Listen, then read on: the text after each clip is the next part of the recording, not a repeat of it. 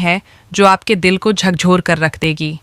एक नाजुक सी लड़की भीगी बारिश में लरजती हुई अपनी कपकपाती सांसों के साथ एक बूढ़े फकीर की झोंपड़ी तक जा पहुंचती है, और फिर जो कुछ उस अक्लमंद और सयाने फकीर ने उस घबराई हुई लड़की से कहा और किया, वह सुनकर आप हैरानी में डूब जाएंगे। यह जंगल कोई आम जगह नहीं था। यह एक ऐसा वीरान और खौफनाक जंगल था जहां रात के सन्नाटे में इंसान तो क्या, जानवर भी कदम रखने से डरते थे।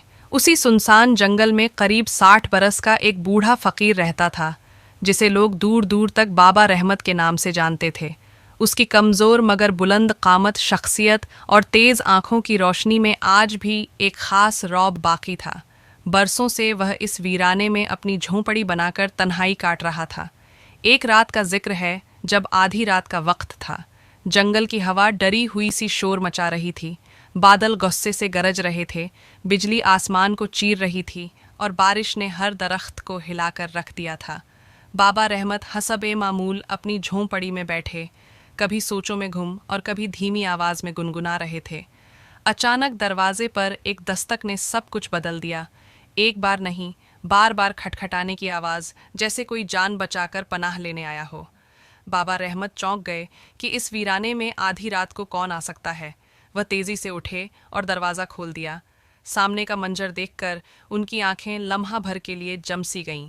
सामने एक निहायत हसीन मगर सहमी हुई लड़की खड़ी थी। बारिश ने उसके कपड़ों को भिगा दिया था और वह कांप रही थी। उसकी आंखों में ऐसा खौफ था जैसे कोई बड़ी मुसीबत उसके पीछे हो। बाबा रहमत ने गहरी सांस लेकर नरम लहजे में कहा, बेटी, तू कौन है और ऐसी रात के वक्त इस जंगल में अकेली कैसे आ गई? बाहर तो आंधी है, अंधेरा है और बारिश जोरों पर है। तू कहाँ से आई है और किसके भरोसे पर निकली हो?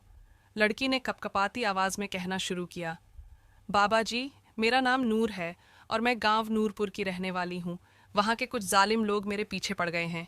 मेरी इज्जत पर उनकी बुरी नज़र है। वह मुझे नुकसान पहुँचाना चाहते हैं। मैंने किसी तरह अपनी जान बचाई और सीधा भागकर आपकी झोंपड़ी तक पहुँच गई हूँ। बाबा रहमत की आंखों में सोच की लकीरें उभर आईं, लेकिन उन्होंने मज़ीद कुछ पूछे बगैर दरवाज़ा ज़रा और खोल दिया और कहा, बेटी, डरने की ज़रूरत नहीं, अंदर आ जाओ।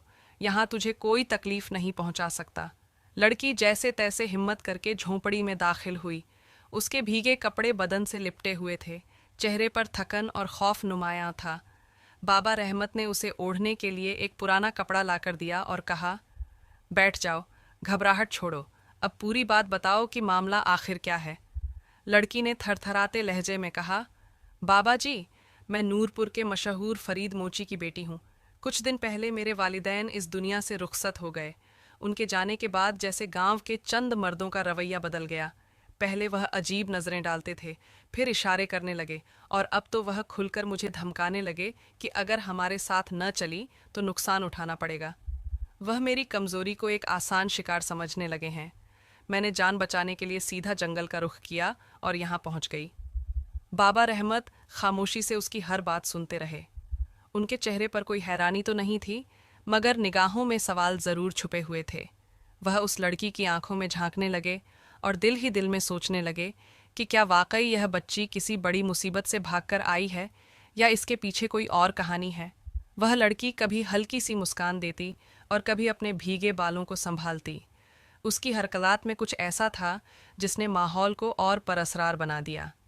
सामने वह नाजुक अंदाम लड़की एक बूढ़े फकीर के साथ पुरानी झोंपड़ी में बैठी थी और कोने में जलता मध्यम दिया सब मंजर को और ज़्यादा ड्रामाई बना रहा था। बाबा रहमत बरसों से अकेले उस वीरान जंगल में जी रहे थे और आज पहली बार उनकी खामोश रात में एक अजनबी लड़की की मौजूदगी ने सब कुछ बदल दिया था। उनके दिल में हमदर्दी के साथ साथ एक अनोखी बेचैनी भी पैदा हो रही थी। वह अपने दिल को समझा रहे थे, मगर उनके अंदर सवालों का तूफान ज़रूर उठ खड़ा हुआ था। अचानक वह लड़की नरम आवाज़ में बोली, बाबा जी, मुझे बहुत डर लग रहा है। बाहर अंधेरा ही अंधेरा है। क्या मैं यह रात आपकी झोंपड़ी में गुजार सकती हूँ? सुबह होते ही चली जाऊंगी। क्या आप मुझे थोड़ी पनाह दे देंगे? बाबा रहमत के दिल में जैसे एक जज्बा जाग उठा। उनकी आंखों में रोशनी बढ़ गई और चेहरे पर हल्की सी मुस्कान उभरी। वह बोले, बेटी, घबराने की कोई बात नहीं। यह रात चाहे कितनी ही तूफानी क्यों न हो, ये झोंपड़ी तेरे लिए पनाहगाह है, तू सुकून से यहाँ रह सकती है।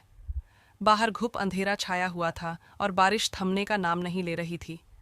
लड़की आहिस्ता आहिस्ता उठी, कोने में जाकर लेट गई।